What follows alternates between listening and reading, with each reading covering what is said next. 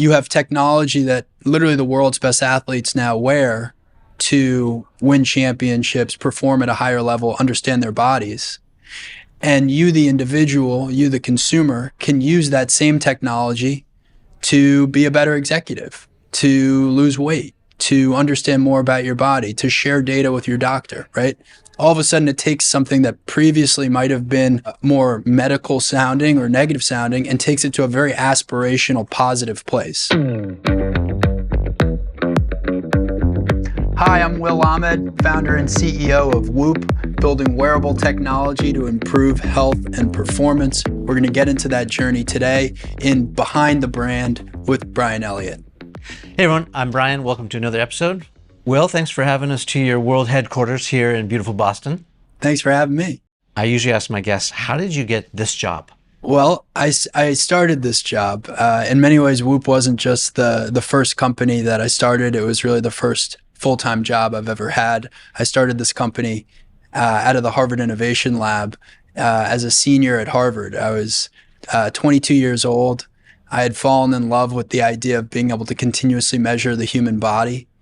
And I didn't necessarily know what I was signing up for, but I had this burning passion to investigate technology that could continuously measure your body. And I did a ton of physiology research while I was a student at Harvard.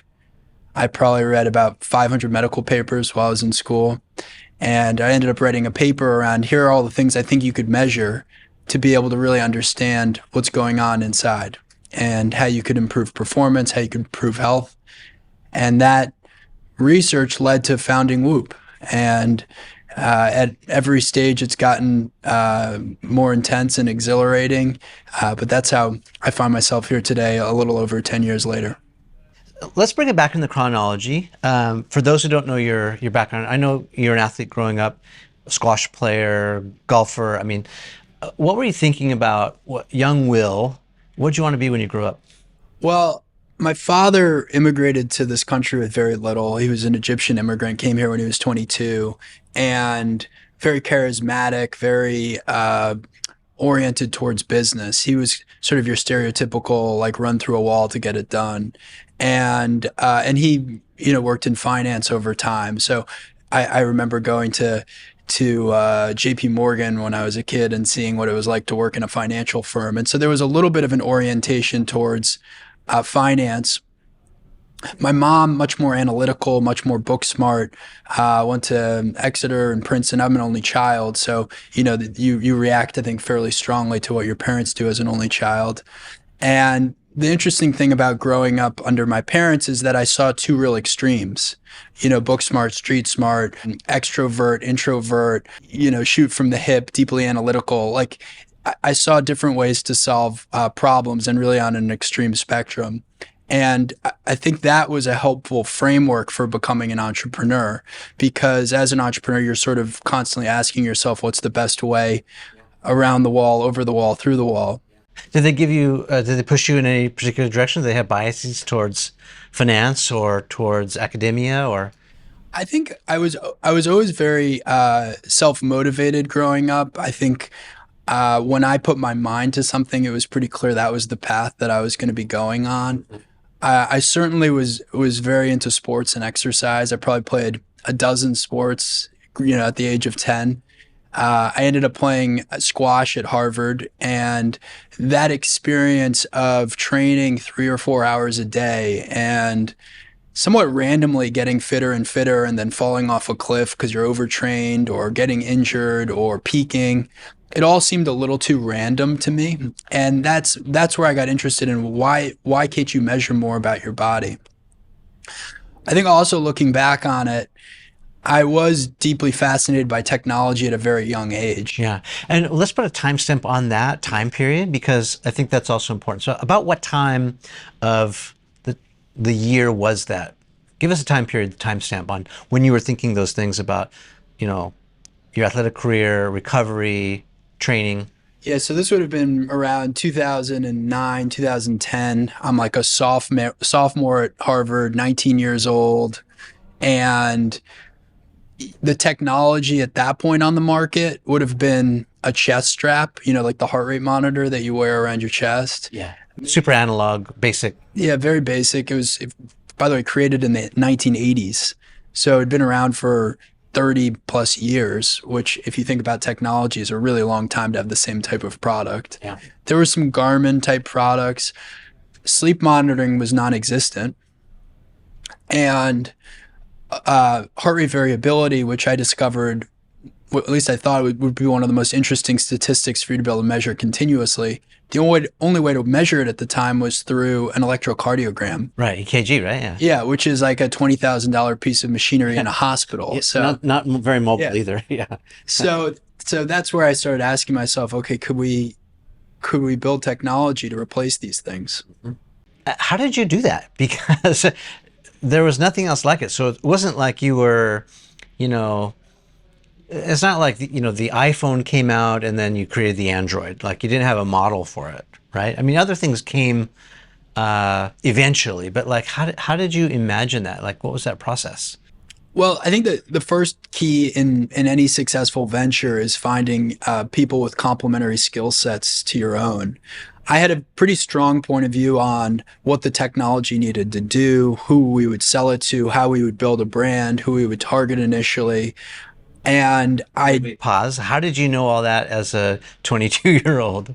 well, I said I had a strong perspective on Okay. it. You can question how much of it at the time certainly was an inevitability. Yeah. But I guess what I'm getting at is how did you arrive at that point? Was it intuition?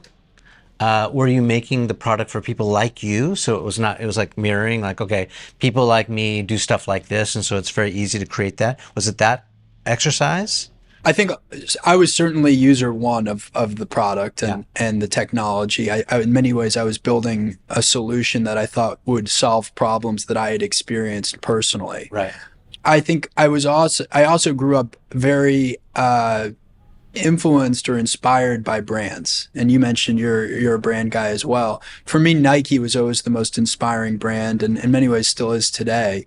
And just the notion that you could put a swoosh on something and it would change the way you felt about an otherwise white cotton t-shirt. That was a phenomenon that from a very young age resonated for me as a sort of fascinating human thing. Yeah. Like this little symbol on the otherwise same thing changes the way someone feels about it. It changes the way you feel about owning it. And the reason that that's important for the story of Whoop is I felt strongly that the original users of our technology that we were going to build needed to be professional athletes. Okay. Interesting. And for two reasons. One, because professional athletes I thought needed the sleep and recovery data, the training data, many of the things that I experienced training improperly as an athlete. Yeah.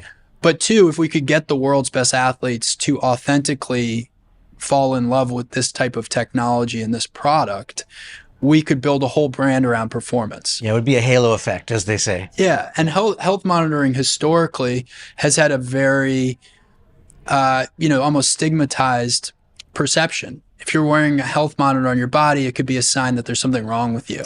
Right. So how can you make wearing a health monitor something positive, something aspirational? Yeah. Can we go back and just unpack brand a little bit? This series is called Behind the Brand. We talk a ton about brand and branding. And the context of my questions are because I know people who watch this are also in startup mode or running their own thing. They're founders. They want to know a little bit how you did it. Let's define what is a brand, in your opinion? I think a brand epitomizes what you stand for. And a really great brand has a very strong and consistent message around that. So, in the case of Nike, the visualization of a swoosh, the slogan of just do it, the constant imagery of the Michael Jordan, the Tiger Woods, the Roger Federers, conquering their thing.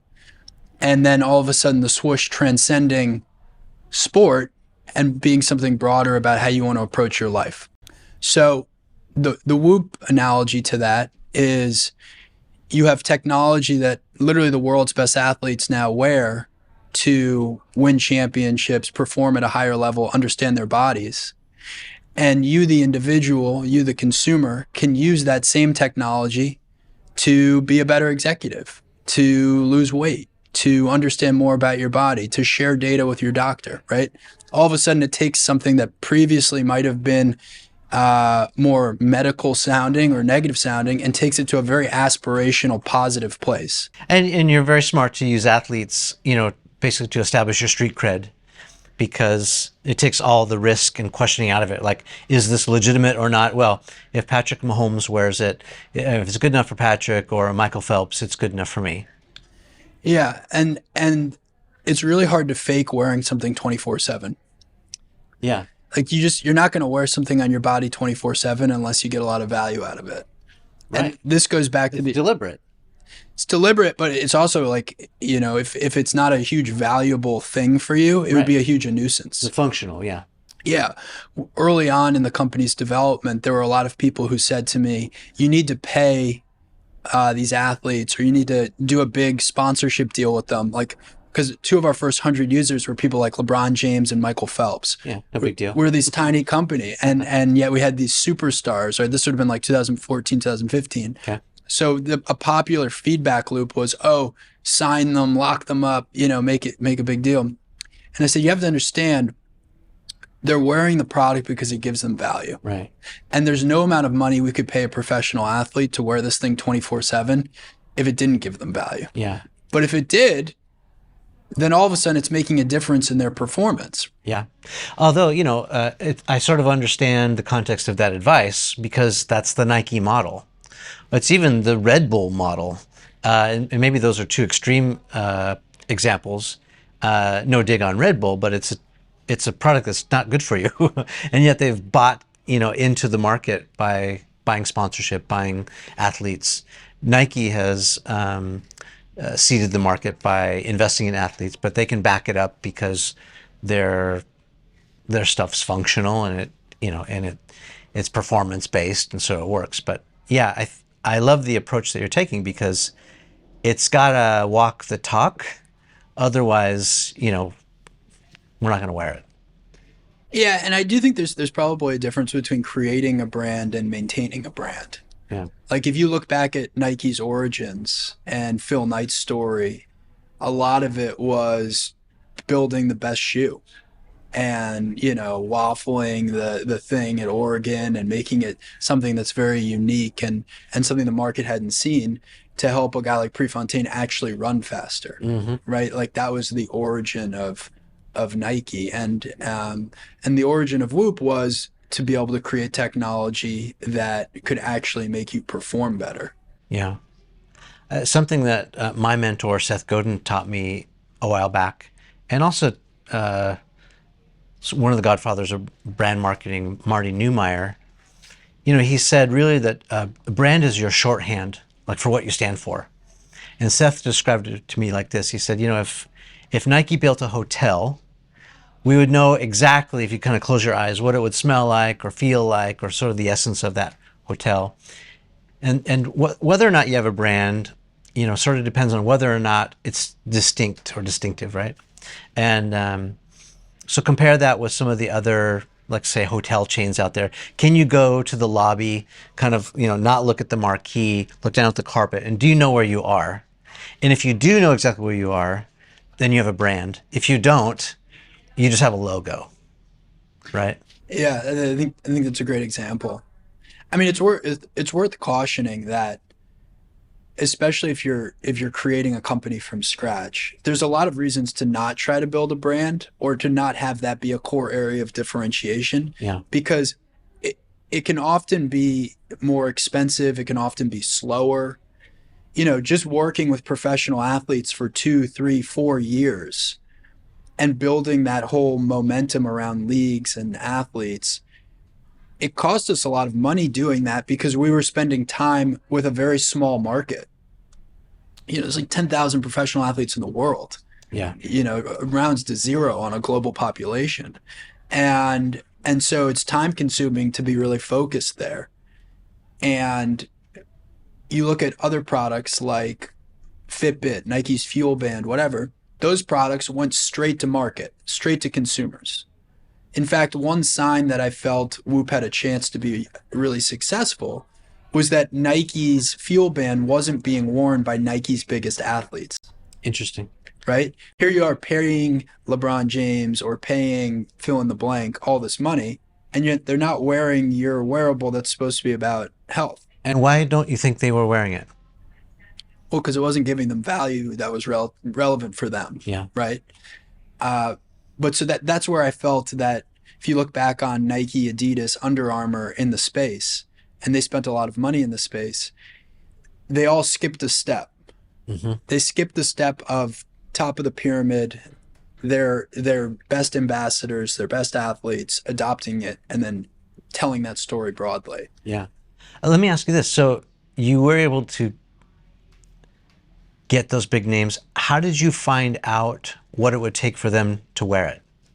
Well, a lot of the challenges in the early years of the company were around one, making the technology really accurate, and two, making it a product that you could wear 24/7. Yeah. I mean, behind us here is this sort of timeline of events, right? Describe kind of what we see back here. I mean, there's a very big, chunky, almost looks like a, I can't even describe it. What that is, that big yellow thing. Yeah, so you're describing a essentially a computer box that has this huge wire coming off of it Yeah. that then it connects to another little sensor suite that then you would wear. And by the way, It's chunky, like, I don't know, the like a box is big probably bar the of size soap. of your head. Yeah.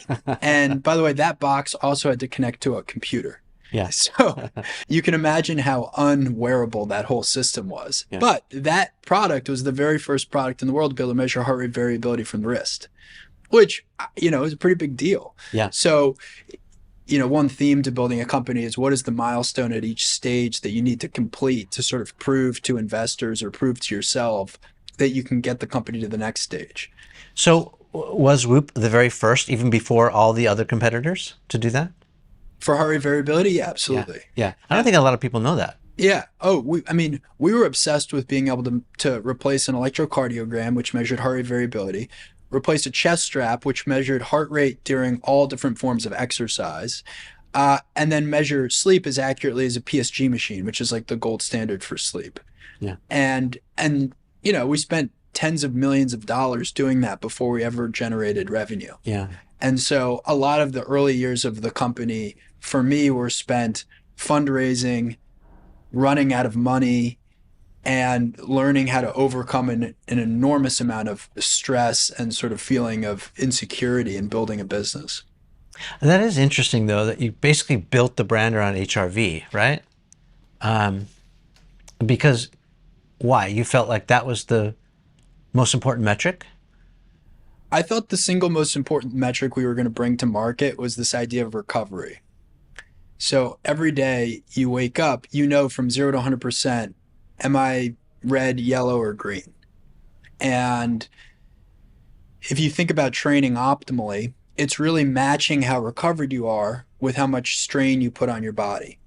So if I'm run down, I'm going to take on less strain. If I'm peaking, I'm going to take on more strain, and so forth.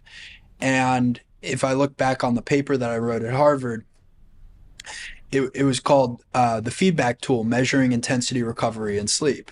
And intensity, of course, became strain. But it played on this relationship between strain and recovery. Mm-hmm. And if you could measure each of those, you could tell someone what to do. Mm-hmm. And sleep, of course, being a massive contributor to recovery. So all of a sudden you have this system now, which is very similar to the system today. You wake up in the morning, the recovery score tells you how much strain to take on. The strain is automatically measured throughout the day. Yeah. At the end of the day, based on how much stress you've put on your body, it tells you how much sleep you need. You go to bed, you wake up, you get your sleep analysis, you get a new recovery, and it restarts, right? So it's trying to live a step ahead of you. Yeah. To me, it's fascinating because I think it's really easy from a consumer standpoint to lump all of the wearables in together as basically the same, but they are not. I mean, you can't make a phone call from your Whoop and, tracking how many steps you take and all, it's not about that. Yeah. Whoop is great at all the things that it does for all the things it doesn't do. And, I think I've made plenty of mistakes over the course of building Whoop. I think one thing that directionally we got right was this maniacal focus around health monitoring. Hmm. We've never let the sensor become anything other than a health monitor. It's all about measuring health. Hmm. And so in a given day, we collect an enormous amount of health data, much more than any other product in the market. We've been shown to be the most accurate wearable as shown by third party validation. Yeah. We have this enormously high user engagement within the app because the data is there and it's accessible and it's actionable. And, I think if we were a smartwatch and we were doing emails and push notifications and phone calls, I don't think the business would exist today. Yeah. And so that's just maybe a lesson I can extract about, would you call it niching down? Is that what you'd call it? Or hyper focus? I think it's really important to really clearly understand why you're building something and what problem you're solving. And so it was very clear to me that human beings didn't know how to measure their bodies. The best way to do it would be to measure it 24/7. And you needed to give feedback on sleep and recovery and exercise, right? So that was like the focus from the beginning. Yeah. Then along the way, okay, you've created a sensor, someone's wearing it on their body, and someone says, oh, well, it should tell the time. Yeah. And then you play that out and you're like, okay, well, you put a watch face on it. Oh, well, then it's a screen. Oh, maybe it should do emails. Next thing you know, you're in a product meeting and it's completely has nothing to do with health. And all of a sudden you're talking about how many times it should vibrate to get emails. Right. And it's hard to understate how enormously distracting that is and how fast your value proposition can disintegrate. Yeah. And you've seen this happen with 10 to 20 of the best companies in the world, where they've launched these sort of weird health wearable smartwatch products that clearly have way too many use cases and no killer feature. And they're almost like solutions in need of a problem. Yeah. Yeah. I mean, it's just a good reminder, right? If you try to please everyone, you usually please no one, that this hyper focus, or at least finding your product market fit, is the key. And you continue to double down on it. I mean, it sounds like you guys have been preaching about a recovery, including sleep, heart rate, some of these core metrics that we know today in 2023. But like, sleep wasn't a thing back in, you know, 2009, 2012. I mean, we weren't even thinking about this, right? Yeah, I mean, it seemed very obvious to me that at some point every human in the world would measure how they slept. Yeah. And the idea that you would spend a third of your life having it be this black box didn't make a lot of sense to me. Yeah. I want to go back to the athletes. So I'm going to push you a little harder on giving me a more detailed answer. How did you find out what LeBron wanted, or Patrick wanted, or Michael wanted in this product? Did you sit down with them and kind of like what I imagine the Nike designers do? Like they sit and they collaborate with them and they hear their dreams and wishes. Like, how did you know what the top athletes in the world wanted and needed? I didn't know what the top athletes in the world wanted, but I had a pretty strong point of view on what I thought should exist. And part of the challenge in building the company was working up the courage to go against that grain. So literally when I went to meet with athletes and coaches, call it in 2011, 2012, and I asked them, if you could have technology for anything to make your job more effective, like what would you want? And I got a ton of feedback around things related to exercise.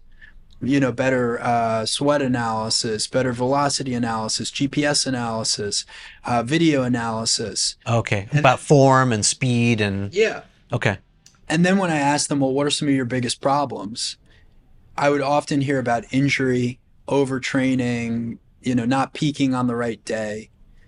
And I thought there was a real mismatch between the solutions that the market was asking for and the problem that they were describing. Mm-hmm. And there is a learning for an entrepreneur in that. When you hear that big of a difference between what you think's the answer and what the market thinks is the answer, there may be a huge opportunity. Or you could be totally wrong, right? But that's where you, the entrepreneur, feels all sorts of passion and doubt, and you're trying to wrestle through it. And for many, for the first few years of the company, I was wrestling with that insecurity because I was building something that many people weren't asking for. Yeah, it's this idea that Henry Ford gets credited with, right? He's, if they would have asked me what they wanted, they would have said a faster horse. Sure, I mean that's a very positive analogy. So I would imagine that it was tough sledding then in the beginning, because you didn't know you were creating your own future. You had it maybe imagined, but you didn't have it validated yet by the market. You had to tell them what was important. Were there times where maybe your investors were saying it's putting pressure on you to pivot or go a different way, or talk about that? Well, I faced, I would say, enormous stress and anxiety Yeah, really leading up to starting the company. So call it in 2011 to 2012. And then for the first, 3, 4 years of building the company, yeah, I felt enormous insecurity and anxiety around building this business because you have to understand, I wasn't just building Whoop, I was building Will. Like, who am I? What am I doing running this thing? yeah. Right. We should also underscore your age at this time. So it's not to be underestimated. I mean, age is a number. It's all about your skills, your knowledge, but there's a point where wisdom or life experience comes into play. I mean, how old were you at the time? So it's I was 22. yeah, I mean, 2012. Yeah. You're still a young man Yeah. figuring out who he is. Your brain's not even fully developed, right? You've got 2 or 3 more years until that even happens. Right. And you're struggling with running this little startup that's got massive ambition, but you don't know whether it's going to go or not. That must have been incredibly difficult. It was. And how did you do that? yeah, there were certain coping mechanisms that I had then that I think you want to learn to overcome or evolve past. One coping mechanism was I really put up pretty strong barriers to feedback. I mean, I didn't even hear what people were saying. Okay, interesting. And I wouldn't recommend that, by the way. That came from a place of insecurity, and it came from a place of not being able to cope with just how negative the feedback I was getting was. Yeah. Because I was getting a lot of feedback that sort of seems natural in hindsight. What does a 22-year-old who isn't an engineer know about building this technology? Right. You're going to build something that no one in the market is actually asking for. You're going to target a very small market. We just heard Nike's coming out with a product. We heard Apple's about to come out with a product. Like, this is what I would hear. Yeah. Pretty much every time I went to pitch the company. Yeah. And frankly, it was pretty demoralizing. Yeah. If the more I let it seep in. Well, yeah, the two behemoths in the market, right? Yeah. And so, what year did Apple Watch come out?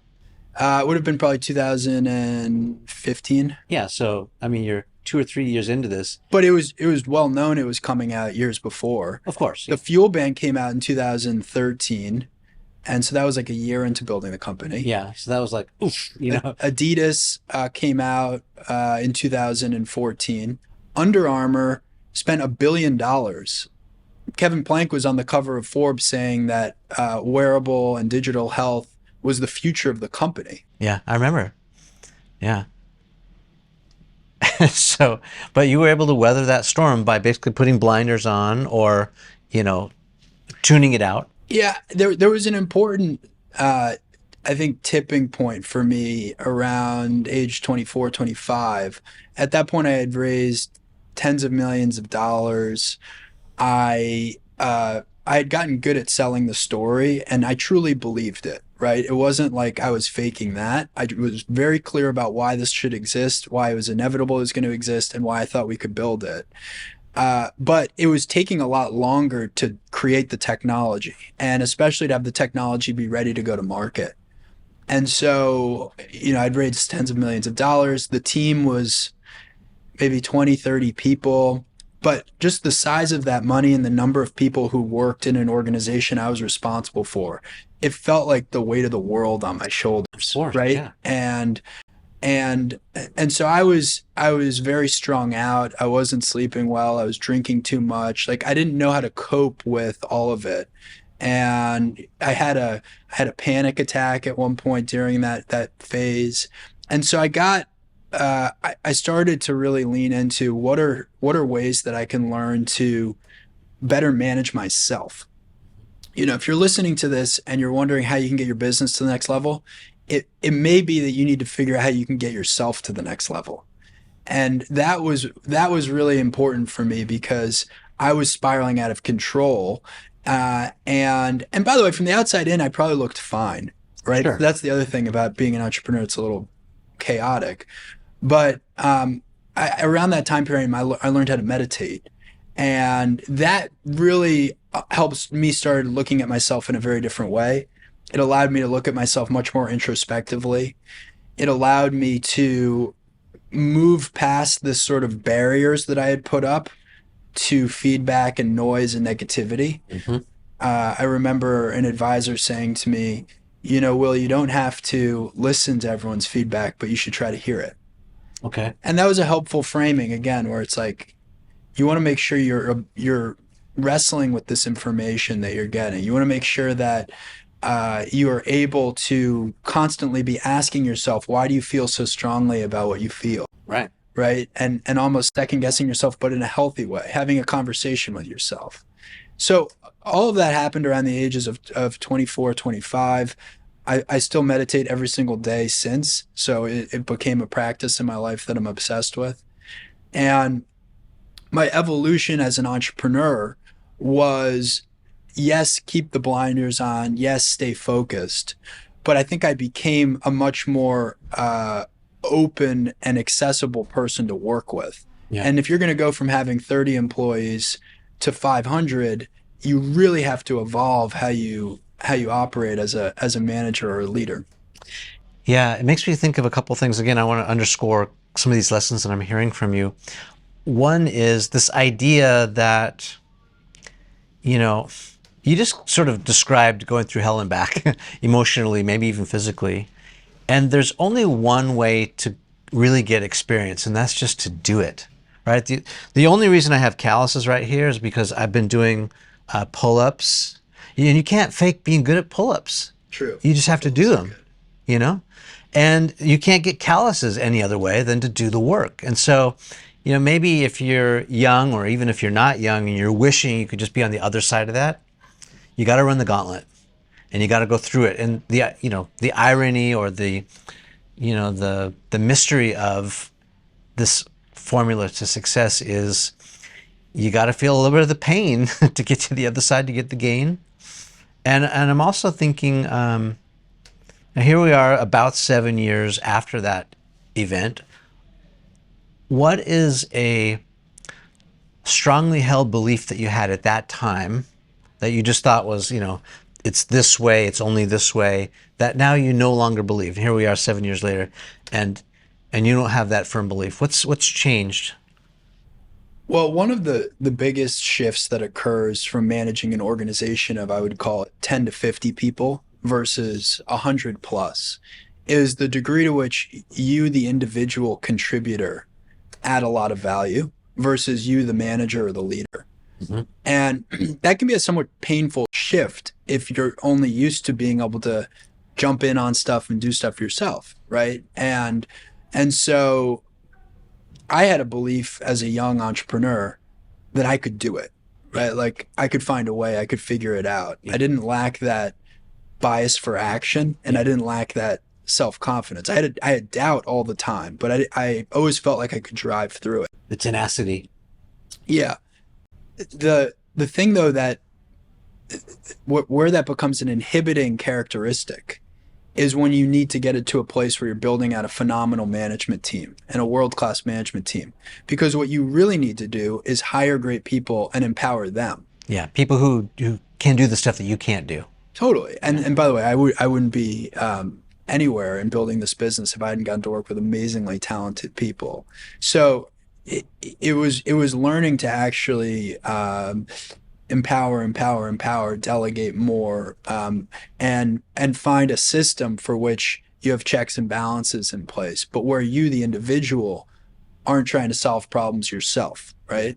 And again, I was a very young entrepreneur, and so there was I think a feeling like, okay, I got to take this on when actually it's better to take a step back, right, and let other people take it on. Yeah, and maybe, and I'll chime in from my own experience. Maybe it's not because you feel more capable, but I felt, or I felt, correct me, tell me your opinion.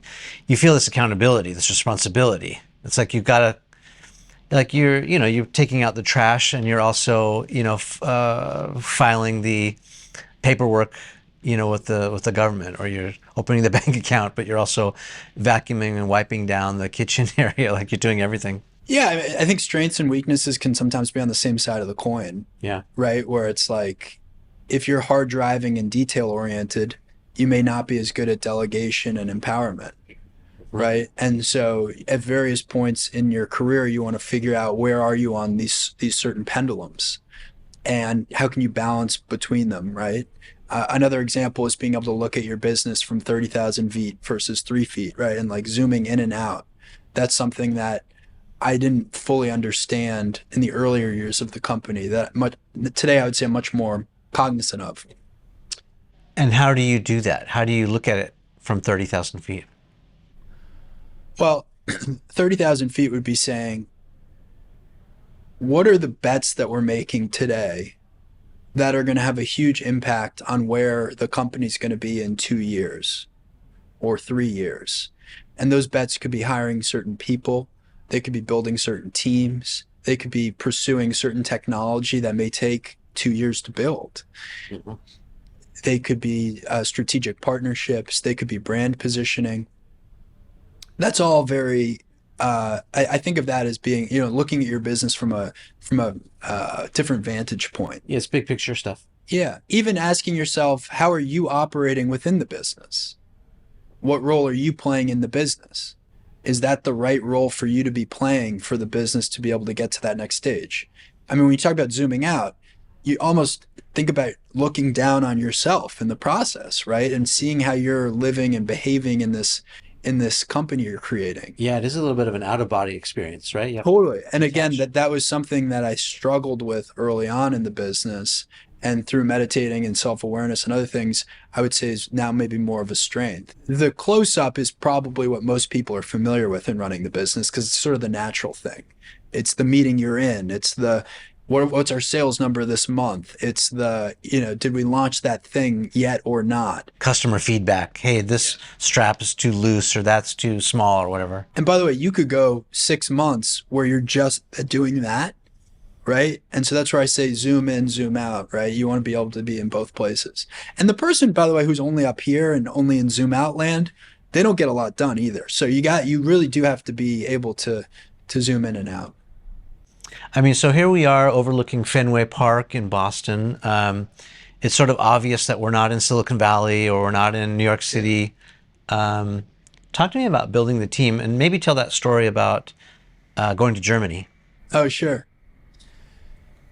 So in the earliest days of the company, I actually thought I would move Whoop to New York because I grew up in New York and I liked the hard charging pace of Manhattan. We started working at the Harvard Innovation Lab, and one thing sort of led to another. I was working with John Capilupo and Aurelian Nicolai, and they're both brilliant technical leaders, both out of Harvard. Math. John was a math and computer science whiz. Nicolai was an engineering whiz. But there was a clear hole on our, call it, founding team, which was, how is this going to look and feel? And I don't just mean the sensor and the hardware. I mean, like, visually, how are you going to interact with your data? And I had this strong feeling that the way the data was going to be presented to people was going to be a lot of our success or failure. How you interacted with it, what you learned from it. Okay, so we're sitting in the Harvard Innovation Lab. It's the three of us. We've got a few interns that summer. The average age of the group is probably around 19 or 20 years old, but when you factor in the interns, so it's a really, it's a really young group of people, and we didn't have anyone working on design effectively, and so I did what I knew how to do at the time, which was Google, and I Googled best information graphics designer in the world.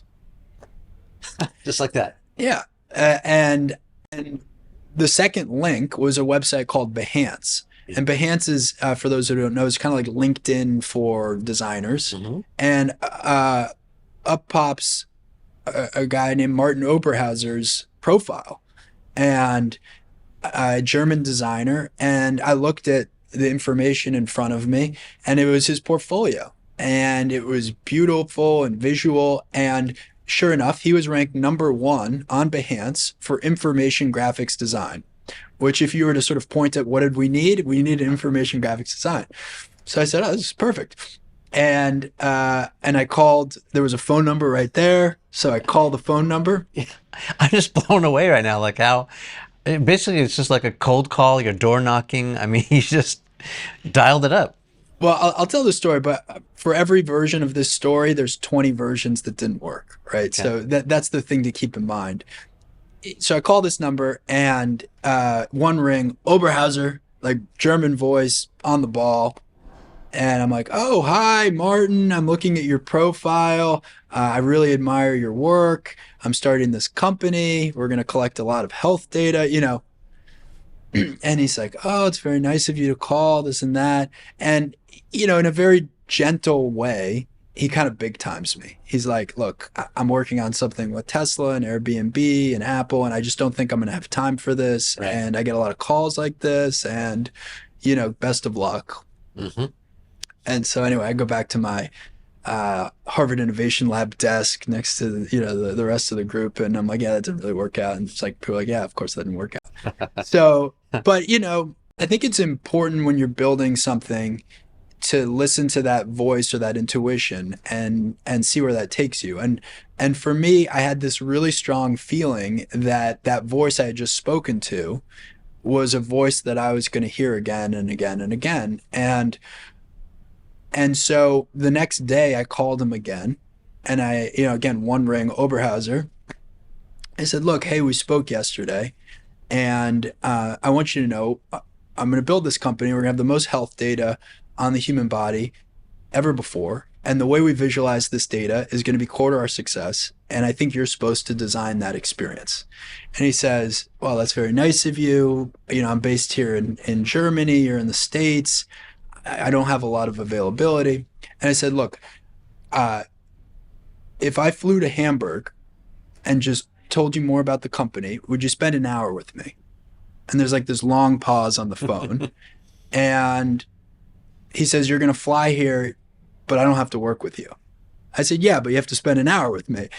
And he says, okay, no problem.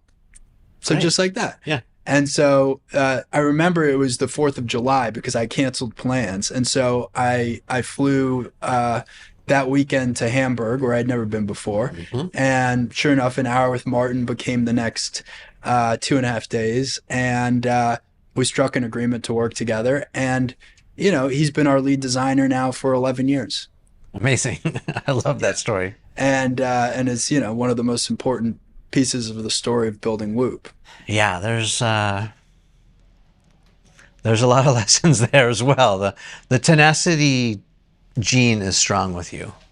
You know, I love that story. Thank you for telling that. Can we talk about the naming? You know, how'd you come up with the name, and what's the story behind that?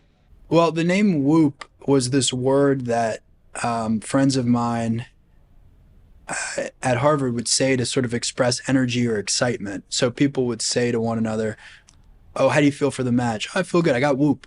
You know, and it was like this. It was this uplifting, somewhat viral word amongst my friends. Okay. And when I was thinking about what to name a company, a word that makes you smile, that's super memorable, that has a certain virality to it, those were all the ingredients that felt right. And it's hard to name by consensus. That was probably another thing that at the time felt very controversial and didn't make a lot of sense to a lot of people. But you know, that's sort of the nature of building something. Yeah, I mean, I think you take a chance, right? Like there's a lot of schools of thought on this. Do you name it something that sounds like what it does? You know, if that's like a Fitbit or something like that, you know, does it sound like something that's already similar in the market so that there's easier adoption? You know, like, you know, the Apple Watch has done, you know, everyone knows what a watch is, but then there's all this other functionality? Or do you create, as Seth would say, the purple cow, something that's worth remarking about, that's remarkable, that's different, that stands out, that you sort of do a double take that's not expected? And I think that's what Whoop does. It's unexpected. It sort of throws you for a little bit of the loop. It makes you do that double take. Um, but it's got all the street cred to then back it up. Yeah, look, it's been a great name for the company. I found that a typical naming exercise leads you down these sort of stereotypical fit, pulse, Right. you know, It does what it says. it's like, yeah, and they all fell flat to me. Yeah. Whereas I remembered the feeling of saying this word to my friends and them saying it back to me, and I remembered how memorable it was. Yeah. And so to me, there was a gravitational pull again. And Yeah. I think like in building a business, it's important, and just in general, I think as an executive in your daily life, it's important to ask yourself, how do you make decisions? And how have you made successful decisions? And how have you made decisions that went poorly? And are there learnings you can pull from those? Mhm. And for me, at least, I found that when I could sit with an idea and really feel it and feel like a pull to it, that intuition tended to be a good guiding force. All right. So maybe in closing here, so we can stay on schedule, let's look at the past, the present, the future. Okay. Can you think about a mistake that you made in the past that you learned from that really helped propel you into where you are now and into the future? And the reason I say that, the context is, I hear out in the world, or at least from my audience, a lot, people will say stuff like, failure is not an option. And say it with good intentions, but the reality is, and I know now from running my company, failure has to be an option. Like, if you're not failing, you're not trying, or you're hiding, right? So what are some of these things that you got wrong in order to get it right today and maybe propel you into the future? Well, I'll say this about failure. I do think that failure is uh, largely overrated in the way that it's romanticized today. People talk about failing fast and embracing failure, and I've actually had a very strong orientation towards avoiding, towards really trying to not fail. Now, I want to be explicitly clear in saying this. The best thing about the messaging of fail fast and romanticizing failure is really what I think is more important. And it's this idea of don't having a fear of failure. Right. Don't have a fear of failure. And so those are two slightly different things. And I just want to underscore that because not everyone would agree with what I just said. Well, and why shouldn't you have a fear of failure? Well, all the most exhilarating and exciting things that are going to happen in your life are going to feel a little scary out of the gates. And if you're afraid to fail, you're never going to take the leap. Right. I mean, like I felt like a bit of a loser starting Whoop when I was a senior at Harvard. I mean, all my friends were getting these high-paying jobs. I was going to go live in this like small, tiny little apartment next to a Harvard Innovation Lab, not taking a salary. It was a huge leap. And if I had been afraid of failing, I never in a million years would have done that. Now, Whoop almost did fail, like about as close to failing as you possibly can come. We very nearly ran out of money, and this would have been like in 2017, so 5 or 6 years in. And I even remember the process of going through and like writing an investor update like, dear investors, thank you so much for all of your support. I'm sorry to report that, Whoop has not. And so like I actually felt all the feelings of it. You went through the mechanics of that, yeah? Yeah, it was, and I all I can tell you is it was so painful. And if that had been the end of it, I think I would have learned a lot of the wrong lessons from my experience building the company. I would have learned that it was too ambitious. You needed to start with a smaller idea and iterate your way to the bigger one.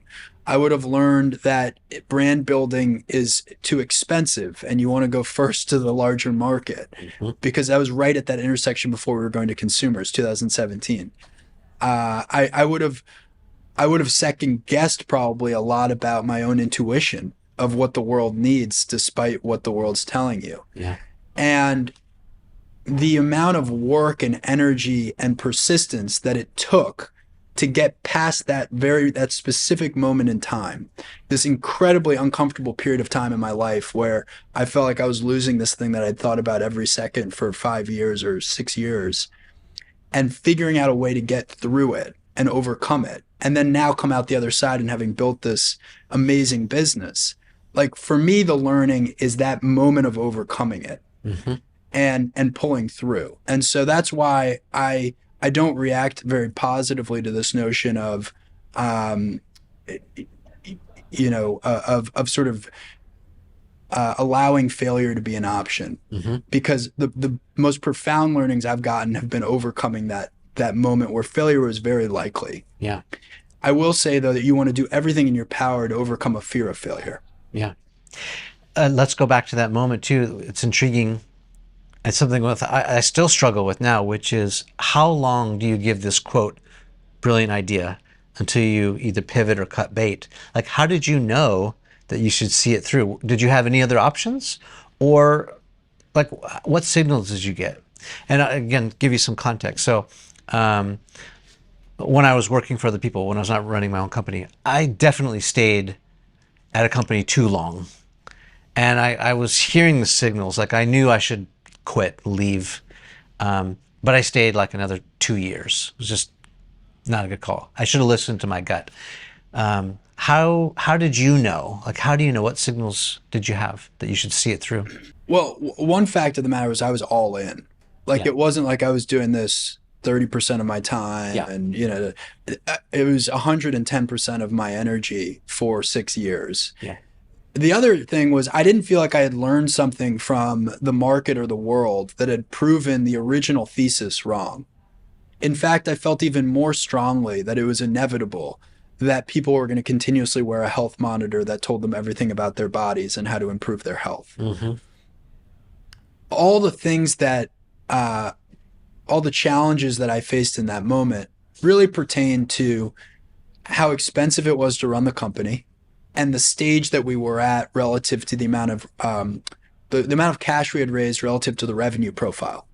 Essentially, we'd raised a ton of money at that point probably $50 million to have built very sophisticated technology, but we hadn't yet turned it into a big business. Right. And so when you're in a situation like that, you're going to have to figure out how you're going to raise more capital at a higher valuation so your earlier investors are still satisfied, and then build a business off of it. And so I fortunately figured out how to thread that needle and how to attract more investors. And the irony is that round of financing, I think, has the fastest IRR, right? Like the highest rate of return of any financing we did. And it was by far the hardest to raise. Mm-hmm.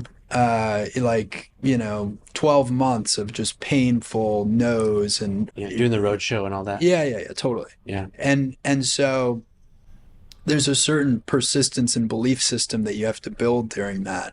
And I think I got some of it from the fact that for so long we had been told that these big companies were going to kill us. And the big companies by then had largely failed, or many of them had. And so now I needed to prove that we could still build a business. Mm-hmm. And I felt like we had the technology and the brand to do it. So now as we look forward into the future a little bit, maybe 12 months, 24 months, 36 months, where are you headed? The idea that you go see a doctor on a random day of the year, and that doctor's then taking a few measurements, no context what happened yesterday, what happened the last week. It's a snapshot. Yeah, it'd be like rating a movie based on one frame of the movie. Yeah. Yeah. Like that's how incomprehensible it is to me, Yeah. the way our healthcare system's set up. Yeah. I know where you're going with this. Yeah. And you want to be able to measure the body continuously, and you want to build towards a relationship with your own body where you know what are certain things that you can do to perform at a higher level, that you can have a better lifestyle, or the right behaviors and diets and et cetera for you. And then you also want to, I think, have a relationship with the healthcare system where you don't go see a doctor on a random day of the year. You go see a doctor 30 minutes before something's about to happen. And if we can shift in this country all these curative costs to being preventative costs, we can start to reinvent the way the healthcare system looks. So that gets me very excited. It's still very obvious to me that one day everyone's going to be wearing a health monitor continuously, and it's going to make humans much healthier and perform at a higher level. And so uh, that's the vision, and that's the trajectory that we're on right now. Yeah, I'm super glad to hear you say that. It's been a dream of mine too. Ever since it's been about a decade. I've been on this real health journey.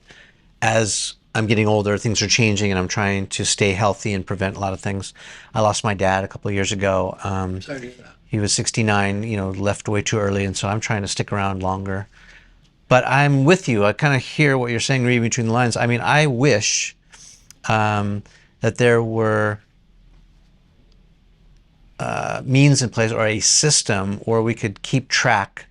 Like when I take my car in to get repaired, they do a whole diagnostic and there's a report, and that gets banked, and then when I go back the next time, they'll say, oh, this is what happened before, and they can compare and contrast how the engine is performing or the electrical system is performing.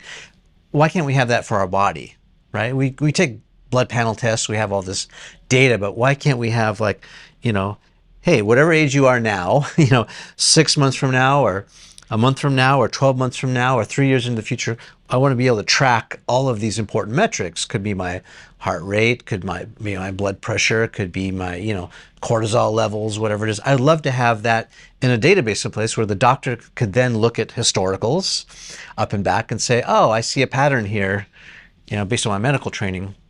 Yeah, and you will, and you shouldn't have more information on your car or your computer or your cell phone than you have on yourself. Right? Yeah. And It's ridiculous. yeah, and it's interesting. You can have all these different motivations in life, but the moment that your health collapses, you have one motivation, and it's to get healthy. Nothing else matters. Nothing else matters. Yeah. So, having that companion, that tool with you, which is certainly what Whoop wants to be in someone's life, I think is quite valuable. Maybe give entrepreneurs some of your best advice, Will. Well, I became an entrepreneur before I really knew what an entrepreneur was. And if you're listening to this, it's almost impossible for you to have less experience than I did when I started Whoop. And so there's this mistake that you can make in trying to become an entrepreneur or even at the starting gates of being an entrepreneur. And I made this mistake, which is you compare yourself to really successful entrepreneurs and you say, oh, I'm having trouble hiring this person. I bet Steve Jobs never had trouble hiring that person, Right. and you sort of compare yourself to some superstar. And the reality is, I don't think that fill in the blank successful entrepreneur CEO actually knew all that much more than you did the moment they started. But the thing that they did really well, which is the thing that you're going to need to do really well, is grow and adapt and grow and adapt. And so being very focused on how you can keep getting a little bit better in the role and being introspective about what that requires and really looking at your strengths and weaknesses and trying to adapt over time. I think that's a very, excuse me, I think that's a very important piece to being an entrepreneur. Yeah.